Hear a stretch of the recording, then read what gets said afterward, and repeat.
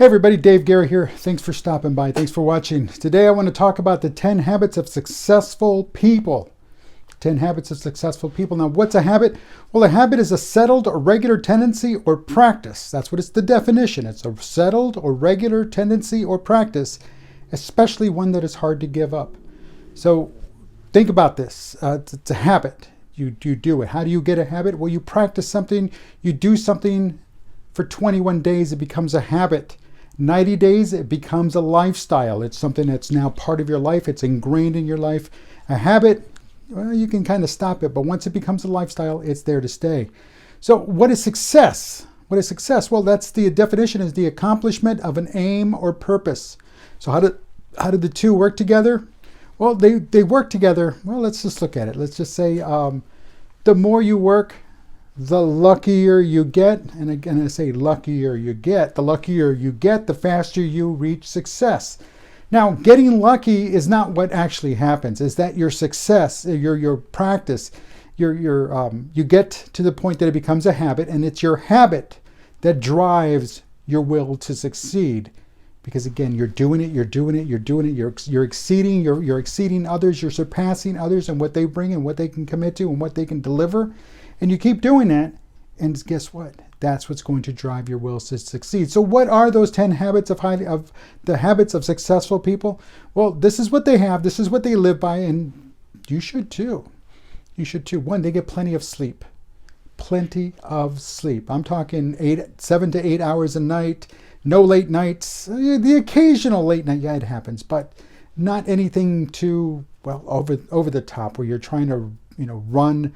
You're trying to do on just a couple of hours of sleep. A cat nap here, cat nap there, it doesn't work. You need 7 to 8 hours. Eat healthy. And this is something a lot of us have trouble with. You eat healthy, but eat a well-balanced diet. And I'm not talking about, well-balanced, you got to have your veggies, you got to have your starches, you got to have your proteins. Get it. But it's okay to splurge every once in a while. But you got to get rid of those cheat days because that's just setting you up for failure. That is definitely up for failure. So eat healthy. While it might be tempting to go to Whataburger every day, it's not the thing.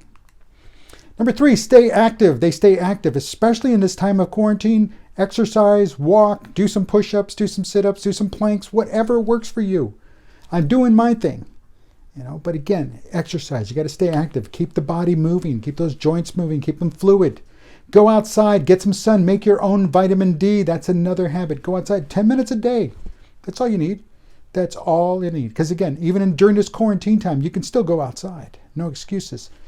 The next thing, meditate. They meditate. They get to know themselves from the inside, mentally.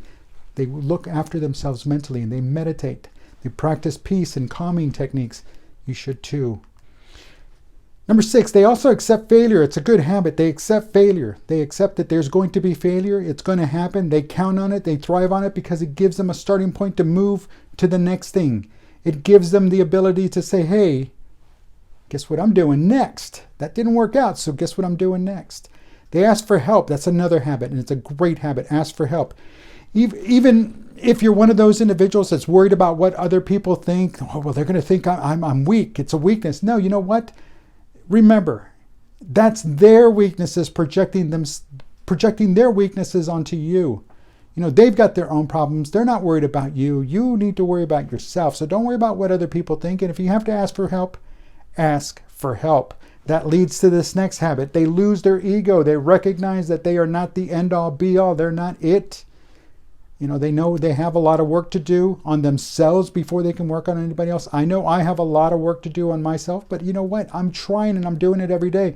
And damn those that it doesn't fit their picture of, he's not really. Well, you don't know that. You're not in my head. They're not in your head. So they can criticize you all they want, but again, they don't know what is truly going on with you. Only you know. So when you cast your ego aside, you're not worried about what they think. You're worried about yourself and improving yourself. Number 9, speaking of casting things aside, your ego, they also remove themselves from toxic relationships. And folks, toxic relationships, they're all over the place. And, sadly, family sometimes. They create those toxic relationships. Friends, people who you thought were your friends, but they don't have the guts to say break free from what they truly believe. And they're out there. They happen. Friends, businesses, acquaintances. I mean, again, toxic relationship. I know there was I moved in as a director of operations for a small company, and they were having tax problems. But why were they having tax problems? Because they had an accountant who, one, wasn't an accountant, two, and again, for those that smoke, that's fine. The doobie, they smoke the joints, the marijuana. And this guy is an accountant. He's being trusted with other people's money, and all of a sudden those people are in tax problems. No, something's wrong. Something's wrong. I understand. He believed, oh, well, it should be legal. Well, guess what? It's not legal. And you're not putting in the 100% you need to be putting into the organization. Guess what? Break away from that toxic relationship. He was bringing the organization down. He was costing it lots of unnecessary money. And again, you have to do what you have to do, because sometimes it's for the better of yourself, better for your family, better for your organization, better to move forward and get rid of those toxic relationships. Also, the last habit, the 10th habit that successful people have and do and live by and make it a lifestyle: embrace change. They embrace change. They realize that change is a constant. It's going to happen. Look, we're right in the middle of it, folks. If you don't believe that change is not happening, get your head out of your 4 points of contact. Get your head out of the sand. Get your head, stick up, look around you, and you'll see the changes everywhere.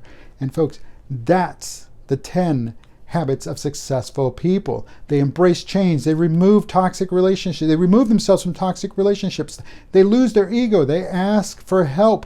They accept failure. They meditate. They take care of themselves by going outside and staying active. They eat a healthy, balanced meal. They eat healthy. And they get plenty of sleep. And folks, you do that, you'll see changes happening almost instantaneously. But guess what? Success is just down the road. Keep it up. Keep doing it. Folks, don't forget to subscribe and like down below. I thank you for watching. Until next week, thank you. Take it easy.